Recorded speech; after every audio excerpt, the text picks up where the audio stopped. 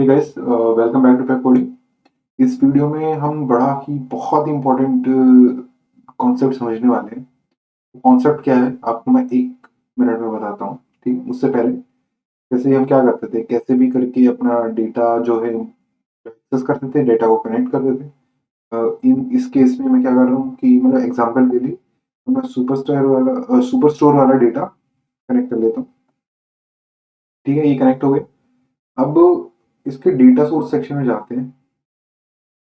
ये data source section ये बड़ा ही कॉम्प्लिकेटेड सेक्शन है। कॉम्प्लिकेटेड तो नहीं बोलूंगा, मतलब इसमें बहुत सारे काम होते हैं इस सेक्शन में। ठीक है, और वो जो जो काम होते हैं वो हम समझने वाले हैं।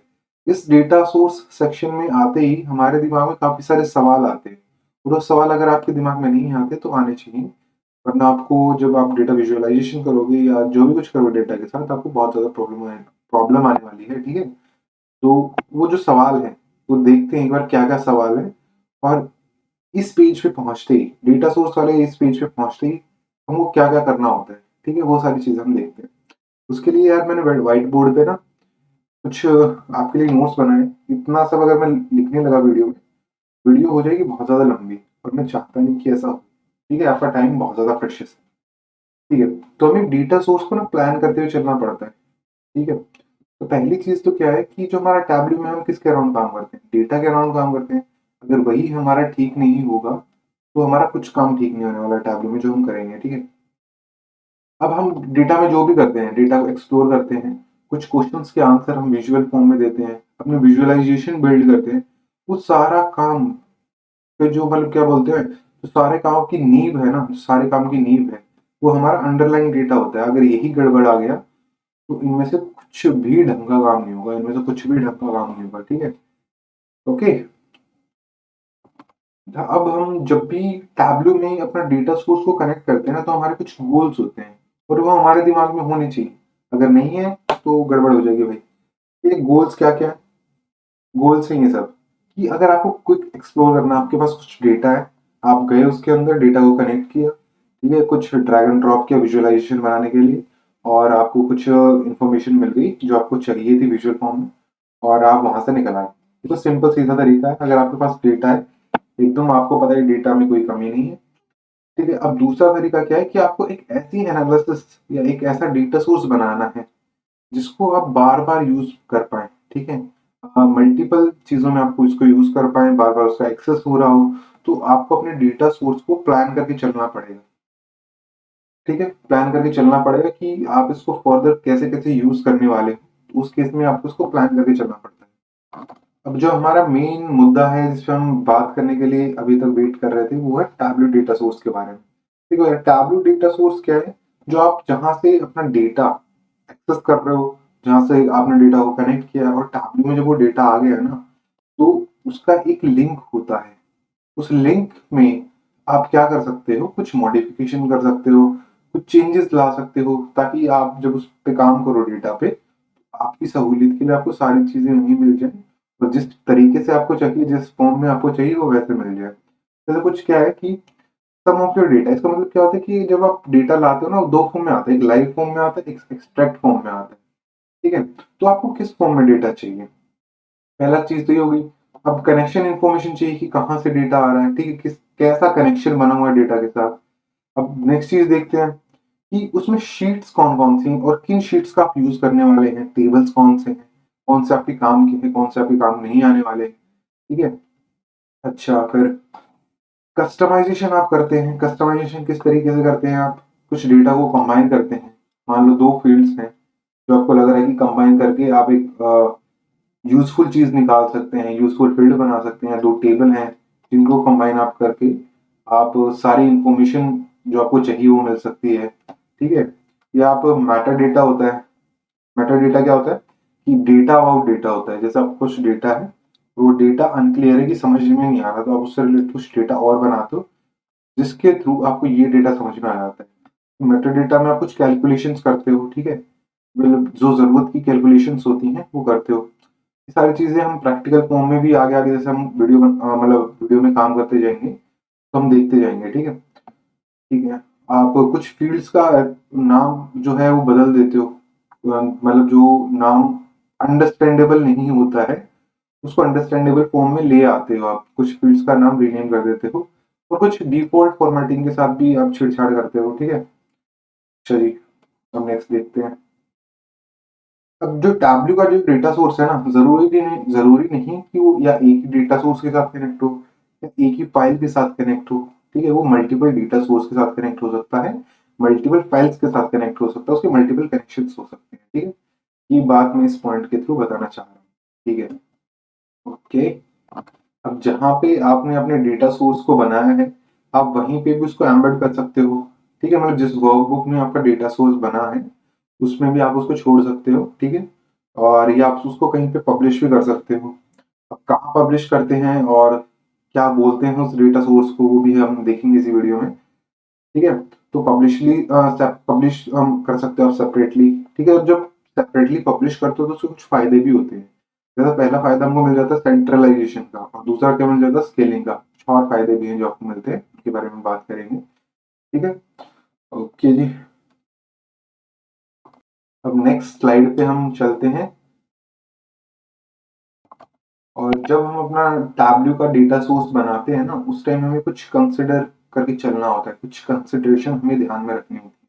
वो कौन-कौन सी हैं? कि अब आप जब डेटा सोर्स बना रहे हो, तो वो कुछ ऐसा डेटा सोर्स तो नहीं बना रहे हो कि वो मतलब वाइड वैरायटी ऑफ यूज़र्स के लिए, ठीक है? वाइड वैरायटी ऑफ यूज़र्स के लिए। तो कोई बहुत ही broad category of question solve कर रहा है, ठीक है? ऐसा मतलब कोई कैश तो नहीं बना रहे हो आप, या आप ऐसा कुछ चीज़ बना रहे हो, ठीक है? जो किसी चीज़ से रिलेटेड है, किसी नीश पे मतलब बेस्ड हो, कुछ पर्टिकुलर काम ही कर रहा है, और उस केस में आपको उसकी परफॉर्मेंस बहुत ज़्यादा ऑप्टिमाइज़्ड चाहिए डेटा सोर्स की। ठीक है, ऐसा कुछ डेटा सोर्स बना रहे हो, तो ये चीजें आपके माइंड में बिल्कुल क्लियर होनी चाहिए कि आप डेटा सोर्स का पर्पस क्या है आपके लिए, ठीक है? जैसे कि मैंने ये बात यहाँ पे लिखी भी है कि it's important to know your goal from the outset, कि आपको पहले से पता होना चाहिए कि आपका गोल क्या होने वाला है, ठीक है? मैं ये बात बार बार बोलूंगा इस वीडियो में, क्योंकि बात है ही इतनी इम्पोर्टेंट, ठीक है जी? अगर आपके दिमाग में आपका गोल डिसाइडेड हो गया है, तो कुछ और चीजें हैं जो आपको कंसिडर करनी होती हैं, ठीक है? वो कुछ और चीजें ये हैं कि जैसे आपको डेटा सोर्स बनाना है ना आपका, तो उससे पहले कुछ चीज़ें और आपके दिमाग में होनी चाहिए। गोल क्लियर हो गया कि कि क्या गोल है, किस गोल के साथ मैं अपना डेटा सोर्स बना रहा हूँ, ठीक है? उसके बाद उस गोल से रिलेटेड कुछ काम सोचने होते हैं। ओके, तो पहला काम है लोकेशन एंड एक्सेस। लोकेशन और एक्सेस, इन सभी चीज़ों के बारे में भी वीडियो में बात करूँगा मैं, ठीक है? पहले देख लेते हैं ये चीज़ें हैं क्या-क्या। लोकेशन एंड एक्सेस पता होना चाहिए आपको। शेप एंड क्लीनलीनेस, ये आपके दिमाग में होना चाहिए। Data model and combining data होना चाहिए। मेटा डेटा एंड कस्टमाइजेशन, और ऑल्दो हमने इनकी बारे में थोड़ी थोड़ी बात ऊपर की है, अगर आपको ध्यान हो तो। स्केलेबिलिटी, सिक्योरिटी एंड डिस्कवरेबिलिटी भी होनी चाहिए उसमें। परफॉर्मेंस एंड फ्रेशनेस के ऊपर बात करेंगे, ठीक है? चलिए, अब जो हमारी पहली कंसिडरेशन थी वो क्या थी, लोकेशन एंड एक्सेस। अब इसका क्या मतलब है वो समझते हैं। अब आपकी जो फाइल है वो क्या एक बहुत सिंपल फाइल है जिसको आप कनेक्ट करने वाले हैं अपने डेटा सोर्स के साथ, या एक सिंपल एक्सेल मतलब सिंगल एक्सेल फाइल है, या कोई वो आपकी फाइल है जो कोई गूगल शीट से कनेक्टेड है, मतलब या गूगल शीट है वो, ठीक है? मतलब क्या बताना चाह रहा हूँ पहले पॉइंट से, आपकी फाइल कोई इतनी सिंपल फाइल है क्या जो एक सिंगल एक्सेल फाइल जैसी है, कोई गूगल शीट फाइल जैसी है, ठीक है? या कोई इतनी कॉम्प्लेक्स फाइल है जो इसमें मल्टीपल डेटाबेसेस कनेक्ट है, ठीक है? और वो उसमें भी बहुत ज्यादा वेरियस टेक्नोलॉजीज इन्वॉल्व है। मतलब कोई डेटा मतलब आपको पता ही है, एसक्यूएल डेटा सोर्स डेटाबेस होते हैं, ऐसे ही बहुत कॉम्प्लेक्स टेक्नोलॉजीज उसमें इन्वॉल्व है, ठीक है? ठीक है, अगर आपको ये चीजें पता होंगी तो आप उनसे रिलेटेड डिसीजंस ले पाओगे। जैसे आपको अपना पता हो ना कि लाइफ में अगर आपको क्या करना है, कि आपका गोल क्या है, तो उससे रिलेटेड आप डिसीजंस ले पाते हो। भाई किसी को इंजीनियरिंग करनी है, किसी को आईएएस बनना है, तो उससे रिलेटेड वो कोचिंग लेते हैं, डिसाइड करते हैं कि मेरे को इस कोचिंग इंस्टीट्यूट में जाना है, ऐसे पढ़ाई करनी है, मेरा स्टडी टाइम मेरा इस प्रकार होने वाला है, ठीक है? तो उससे रिलेटेड वो डिसीजंस लेते हैं। अच्छा, और क्या-क्या चीज़ें इन्वॉल्व हो सकती हैं इसमें? जैसे कि आपको किसी स्पेसिफिक ड्राइवर्स का एक्सेस चाहिए होता है, ठीक है? डेटाबेस के लिए आपको लॉगिन इन्फॉर्मेशन चाहिए होती है, डेटाबेस जो सर्वर्स होते हैं, उनके आपको लॉगिन इन्फॉर्मेशन चाहिए होती है। अगर आपको पता है कि आप कौन-सा डेटाबेस सर्वर को यूज़ करने वाले हैं, तो आपको लॉगिन इन्फॉर्मेशन तो चाहिए फिर, ठीक है? तो देखो, पहले मैंने क्वेश्चन क्या बोला था कि आपको अगर फाइल का पता होगा कि किसके साथ कनेक्ट करने वाले, मान लो मेरे को पता चल गया कि डेटाबेस सर्वर के साथ कनेक्ट करना है, मेरे को लॉगिन इन्फॉर्मेशन चाहिए उस चीज़ की, ठीक है, ये मैंने डिसाइड किया ये जानने के बाद कि मेरे को डेटाबेस सर्वर चाहिए। अब अगर मेरे को पता होता कि मेरे को नहीं पता होता और एक्चुअल में काम करने वाला हूँ एक्सेल फाइल पे, और मैं सोचने बैठ जाऊँ कि यार लॉगिन इन्फॉर्मेशन कहाँ से लाऊं, क्या मेरे को एक्सेल फाइल के केस में चाहिए डेटाबेस और मतलब लॉगिन इन्फॉर्मेशन? नहीं चाहिए ना। तो अगर आपके दिमाग में चीजें क्लियर होंगी तो आप बहुत ज्यादा टाइम बचा सकते हैं। अब कुछ क्वेश्चंस आते हैं जो इस सेक्शन से, जैसे लोकेशन और एक्सेस के बारे में हमने पढ़ा कि क्या मतलब है, कि कौन सा डेटाबेस का एक्सेस चाहिए आपको, लॉगिन इन्फॉर्मेशन चाहिए, फाइल कहाँ से लोकेटेड है, तो उस बिहाफ पे कुछ क्वेश्चन के जवाब हम मिल जाए तो लोकेशन एंड एक्सेस से रिलेटेड प्रॉब्लम सॉल्व हो जाएंगी हमारी। जैसे पहला क्वेश्चन क्या है कि जो टैबलू यूजर है हमारा, उसके पास एक्सेस है, उसके पास परमिशन है हमारे टैबलू वाले जो डेटा सोर्स को देखने के लिए, ठीक है। अब दूसरा क्या है कि जो डेटाबेस है हमारा जिसको हम यूज करने वाले हैं, क्या उसमें मैं लॉग्ड इन हूँ या मेरे को लॉग इन करने की जरूरत है, और किस डेटा बेस को मैं यूज करने वाला हूँ, ठीक है। अच्छा, कि फिल्टरिंग की जरूरत पड़ेगी कि नहीं पड़ेगी ये भी हमें पता होना चाहिए, और लो लेवल सिक्योरिटी का भी हमें ध्यान रखना है। कि देखो फिल्टरिंग और लो लेवल सिक्योरिटी का मतलब क्या है कि हम वीडियो में देखेंगे आगे। अभी के लिए आप समझ लो कि हमें जो यूजर है, इसका सिंपल मतलब क्या है कि यूजर को हमारे डेटा, जो डेटा सोर्स है उसके उसकी परमिशन है कि नहीं, उसके पास उसकी परमिशन है कि नहीं है, ये हमें पता होना चाहिए, ठीक है। और हमारा जो डेटा सोर्स है वो प्राइमिसेस पे है या कि क्लाउड पे है, हमारा जो डेटा सोर्स है वो प्राइमिसेस पे है कि क्लाउड पे है, ठीक है, ये भी हमारे दिमाग में होना चाहिए। ओके, ये कुछ इंपॉर्टेंट पॉइंट है जो हमें देखना है। अगर हमारा डेटा अगर हमारा डेटा पब्लिश है टैब्लू ऑनलाइन पे, पब्लिश है टैब्लू ऑनलाइन पे, तो उसकी कुछ इम्प्लीकेशंस भी होती हैं, ठीक है। और वो इम्प्लीकेशंस हम आपको पता चल जाएंगी जैसे जैसे पढ़ते जाओगे, ठीक है। अब जो हम कनेक्ट कर रहे हैं उसके लिए सपोर्टेड कनेक्टर्स हैं, सपोर्टेड कनेक्टर्स भी हम देखेंगे क्या होते हैं, ठीक है। उसके लिए क्या सपोर्टेड कनेक्टर्स हैं जब हम अपने डेटाबेस या फाइल से कनेक्ट करने वाले हैं, ये कोई लिमिटेशंस तो नहीं है जब हम डेटाबेस के साथ कनेक्ट करेंगे, तो उसकी कुछ लिमिटेशंस तो नहीं है क्या, जब हम कनेक्ट करते हैं डेटा सोर्स के साथ या फाइल के साथ, क्या वो सारी फंक्शनैलिटी प्रोवाइड करता है जो हमें अपने काम के लिए जरूरी है, ठीक है। क्या वो सारी फंक्शनैलिटी प्रोवाइड करता है जो अपने काम के लिए जरूरी है? अगर वो प्रोवाइड ही नहीं करता है तो फिर हम उसको एक्सेस करने का फायदा क्या हुआ उस डेटाबेस को? नहीं। ठीक है जी, नेक्स्ट स्टेप पे मूव करते हैं।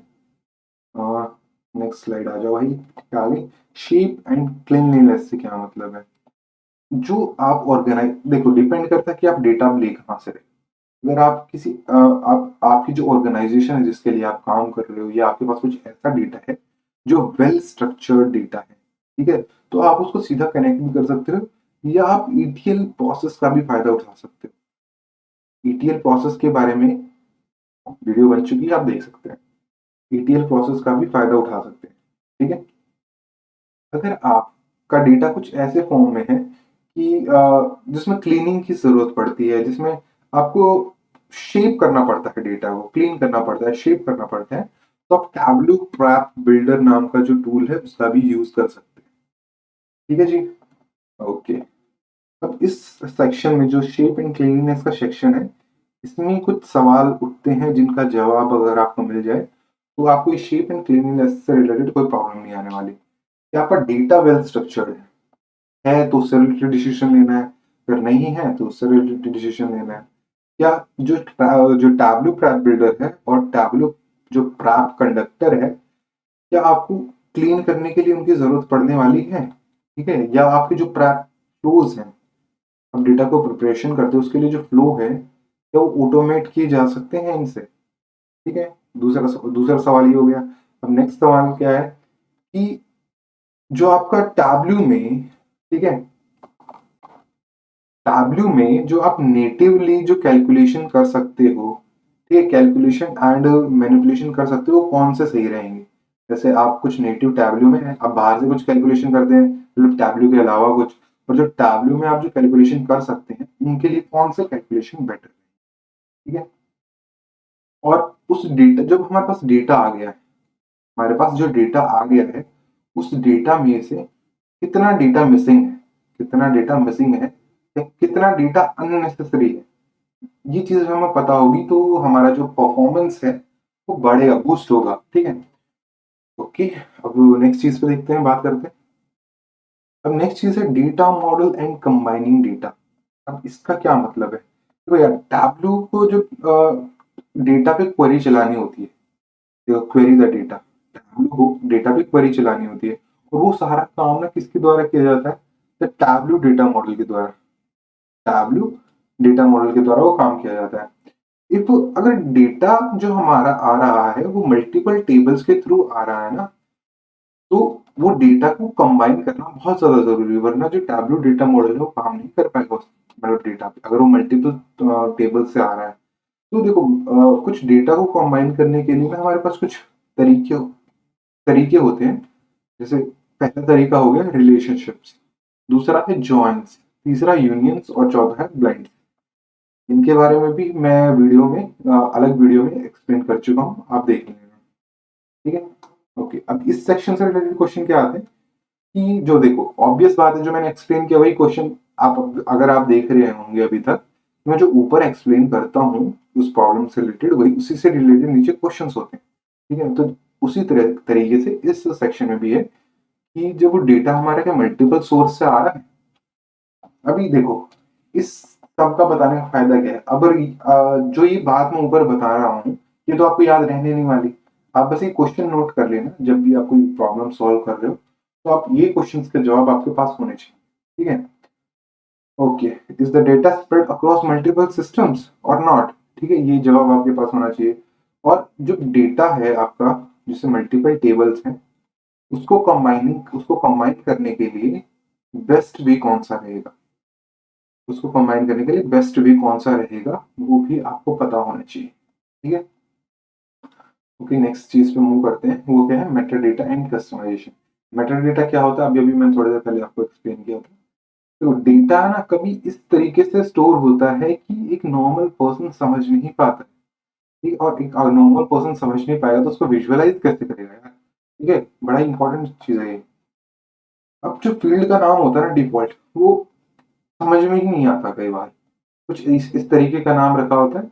मान लो कि आपका रोल नंबर, आप पढ़ रहे हो किसी इंस्टीट्यूट में, और आपकी कुछ आईडी है। ठीक है, स्टूडेंट आईडी हो गया, एनरोलमेंट आईडी हो गया, और उसके ऊपर लिखा हुआ है ABC। बेवकूफी वाली बात नहीं होगी कि मतलब ABC से आप कैसे एक्सप्लेन कर पाओगे कि वो जो नीचे आईडीज हैं, स्टूडेंट आईडी है, एनरोलमेंट आईडी है, क्या है वो? ठीक है, तो आपका जो फील्ड का नेम होना चाहिए वो मीनिंगफुल होना चाहिए। तो जो आपकी कस्टम फॉर्मेटिंग होनी चाहिए ना, वो पता होनी चाहिए क्या फॉर्मेटिंग करनी है। ऐसा नहीं आप कुछ भी बैठ के फॉर्मेट करने लग जाओ। ठीक है, और जो एब्रीवेशन है, जो आप एब्रीवेशन अपने टेबल में डेटा में यूज करते हो, उसका डेफिनेशन भी प्रोवाइड करना पड़ता है, वरना जो यूजर है, जो बंदा है, जो आपका डेटा को समझने की कोशिश कर रहा है, उसको समझ नहीं आएगा। ठीक है, और जो कैलकुलेशन अक्सर प्रोवाइड नहीं होती है। मान लो कि तो सिंपल कैलकुलेशन मान के चल रहा हूँ कि आपका है डेट है, सॉरी आपका 4 मार्च, जैसे आपका कोई मान लो बर्थडे है 4 मार्च का, तो अगर आपको प्रोवाइड करना हो कि आपको भी पता करना हो कि इसका जो बर्थ ईयर है वो क्या है।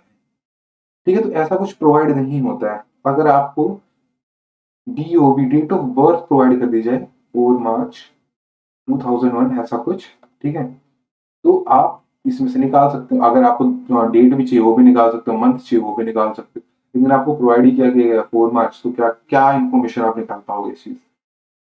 ठीक है, अब इन चीजों का ध्यान में रखते हुए अगर आप मेटा डेटा बनाओगे ना, तो जो आपका पीस ऑफ इंफॉर्मेशन है, जो आपका डेटा है, वो आपको समझ आ जाएगा बड़ी ही आसानी से। अब इस सेक्शन में भी जो क्वेश्चन हमको सॉल्व करने होते हैं, इनका जवाब हमें ढूंढना होता है कि जब हमारे डेटा के लिए कैलकुलेशन हो रही होती है तो कौन सी कैलकुलेशन बेस्ट रहेगी। ठीक है, या फील्ड के नेम्स जो है वो अंडरस्टैंडेबल है या नहीं है, और जो हमारी डिफॉल्ट सेटिंग्स और कस्टमाइजेशन हमारे डेटा के साथ हुई, क्या वो हमारे काम की है भी कि नहीं है। फिर बंदे ने भाई कुछ काम किया है, और वो काम अगर तुम्हारे काम का ही नहीं है तो उस काम करने का फायदा क्या होगा? ठीक है, तो आस्क डेटा और टैबलू कैटलॉग की हमें एडजस्टमेंट करने में जरूरत पड़ने वाली है कि नहीं पड़ने वाली है? मतलब ये एक बात मैं दोबारा दोहराना चाहूंगा, क्योंकि ये बात आई गेस तुमको समझ नहीं आई होगी कि देखो, जब तुम अपने डेटा के साथ कुछ एडजस्टमेंट करते हो, मतलब कुछ उसमें छेड़खानी करते हो, कुछ सुधार करते हो, क्या वो तुमने जो एडजस्टमेंट की है, क्या वो सपोर्ट करती है आस्क डेटा को या टैबलू कैटलॉग को? अगर तुम्हें इनकी जरूरत पड़ेगी तो, अगर मान लो तुम एक प्रोसेस जो भी काम कर रहे हो उसमें आस्क डेटा की जरूरत पड़ने वाली है, और तुम उससे पहले ही कुछ उसमें ऐसी एडजस्टमेंट कर देते हो कि वो काम ही नहीं कर रहा आस्क डेटा उस तुम्हारे डेटा पे, ठीक है, तो उसका कोई फायदा नहीं होगा। अच्छा, अब नेक्स्ट चीज पे बात करते हैं, वो क्या है? स्केलेबिलिटी, सिक्योरिटी एंड डिस्कवरेबिलिटी के बारे में। ठीक है जी। देखो, एक जो डेटा सोर्स है, मैंने पहले ही बताया था कि जब आप उसको अपने वर्कबुक में ही एम्बेड कर देते हो, तो उसका नाम नहीं बताया था मैंने, पहले मैंने बोला था मैं आगे जाके बताऊंगा। उसको बोलते हैं एम्बेडेड डेटा, एम्बेडेड, सॉरी मैं मिसस्पेलिंग करने के लिए, एम्बेडेड डेटा सोर्स बोलते हैं। और आप उसको ऑनलाइन भी पब्लिश कर सकते हो, मतलब टैबलू ऑनलाइन पे पब्लिश कर सकते हो और टैबलू सर्वर पे पब्लिश कर सकते हो।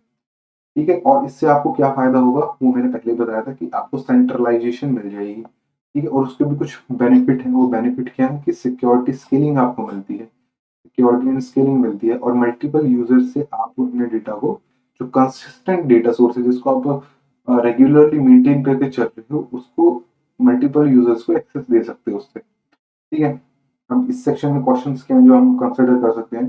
वो क्वेश्चन है कि जो डेटा है हमारा वो वर्कबुक में एम्बेडेड है कि नहीं है, और अगर पब्लिश हो चुका है तो उससे रिलेटेड ही कुछ क्वेश्चन हैं। ठीक है, डेटा कहाँ पब्लिश हुआ है, और डेटा कौन ऑन करता है, ऑनर कौन है डेटा का, जो सबको परमिशंस प्रोवाइड करेगा, और कि जो हमारे पास यूजर है उसको परमिशन और ऑथेंटिकेशन प्रोवाइड है कि नहीं है। अगर नहीं है और हमने बनाया ही उसी के लिए है तो फिर फायदा क्या, वो देख नहीं पाएगा, यूज नहीं कर पाएगा। ठीक है, हमारा जो हमने पब्लिश किया है वो सर्टिफाइड है कि नहीं है। ठीक है, पता चले बाद में कि आपका डेटा लीक हो रहा है, आपने जो डेटा सोर्स बनाया उसके साथ कुछ मिसबिहेव हो रहा है। ठीक है, तो ऐसा कुछ नहीं होना चाहिए, तो सर्टिफिकेशन मतलब जरूरी है। अब परफॉर्मेंस एंड फ्रेशनेस के ऊपर जो लास्ट चीज हम बात करेंगे, ठीक है, परफॉर्मेंस एंड फ्रेशनेस के ऊपर बात करेंगे। जब हमने दो ऑप्शन देखे थे, एक तो देखा था लाइव और एक देखा था एक्सट्रैक्ट। ठीक है, तो आप कौन से का यूज करना चाहते हैं? जो आपका लाइव कनेक्शन होता है ना, उसमें आपका जो परफॉर्मेंस की जो एनालिसिस होती है वो बहुत स्लो होती है। ठीक है, लेकिन एक्सट्रैक्ट में क्या होता है, आपका जो एनालिसिस परफॉर्मेंस है, परफॉर्मेंस की जो आप एनालाइजेशन करते हो वो बूस्ट हो जाती है। ठीक है, और जो प्रिवेंट करता है, किसको प्रिवेंट करता है? आपके रिसोर्सेज को। जब आपका लाइव चल रहा होता है तो आपका जो कंप्यूटेशन पावर ज्यादा लग रही होती है, तो आपके रिसोर्सेज ज्यादा खर्च हो रहे होते हैं। लेकिन जब आप एक्सट्रैक्ट करते हो ना, तो आपकी कंप्यूटेशन पावर बचती है और आपके मल्टीपल रिसोर्सेज बचते हैं। ठीक है, तो ये चीजें भी आपको कंसिडर करनी होती है। अब इस फील्ड में क्या क्या क्वेश्चन हैं जो आपको कंसिडर करने हैं, कि डेटा एक्सट्रैक्ट करना है कि लाइव करना है। अगर एक्सट्रैक्ट कर लिया तो रिफ्रेश शेड्यूल मतलब ज़रूरी रहेगा कि रिफ्रेश शेड्यूल, या ज़रूरी नहीं रहेगा? मतलब जब एक्सट्रैक्ट हो गया तो बार-बार एक्सट्रैक्ट होना चाहिए। मतलब जब मान लो डेटा सोर्स अपडेट हो गया है और आपका डेटा अभी भी वही शो कर रहा है, जो डेटा सोर्स है वही शो कर रहा है, तो फ़ायदा नहीं हुआ ना। वो भी अपडेट होना चाहिए आपका डेटा सोर्स। ठीक है? और इसका मतलब है कि जहाँ पे डेटा अपडेट होगा शुरुआत में, टैबलेट सर्वर हो सकते हैं, टैबलेट ऑनलाइन हो सकता है। ठीक है? तो अगर आपने अपना डेटा टैबलेट ऑनलाइन पे पब्लिश किया है तो टैबलेट ब्रिज की आपको ज़रूरत पड़ेगी कि नहीं पड़ेगी? ठीक, ये क्वेश्चन। तो यार हमने, जो आपको दिखाता हूँ, एक सेकेंड। तो हमने क्या किया है, जो हम डेटा सोर्स पे काम कर, मतलब अपने एनालाइजेशन स्टार्ट करने से पहले जिन चीज़ों का हम जवाब ढूँढना चाहते हैं, जिन प्रॉब्लम्स को हम सॉल्व करना चाहते हैं, उनको डिस्कस किया है। खैर, इस वीडियो के लिए अब इतना ही। हम बाकी सब देखेंगे नेक्स्ट वीडियो में। ओके, तो मिलते हैं नेक्स्ट वीडियो में। Bye bye, take care.